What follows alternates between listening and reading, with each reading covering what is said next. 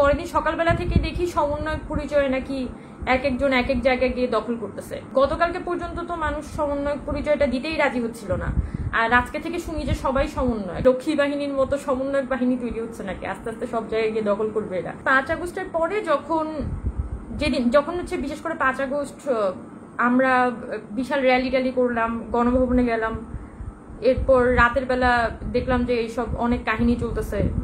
তারপর আবার পরের দিন সকালবেলা থেকে দেখি সমন্বয়ক পরিচয় নাকি এক একজন এক এক জায়গায় গিয়ে দখল করতেছে।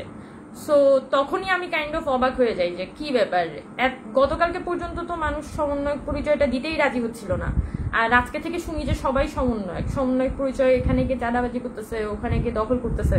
So why is this? মানে এই জিনিসটা তো এরকম হচ্ছে, মানে এবং আমাদের তো কিছুটা হিস্টোরিক্যাল রিডিংস আছে।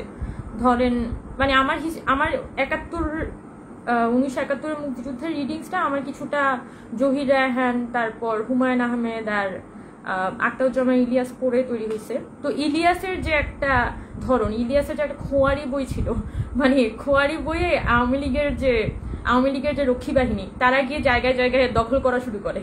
তো আমার মনে হচ্ছে কি ব্যাপার, এখন কি রক্ষী বাহিনীর মতো সমন্বয়ক বাহিনী তৈরি হচ্ছে নাকি, আস্তে আস্তে সব জায়গায় গিয়ে দখল করবে এরা।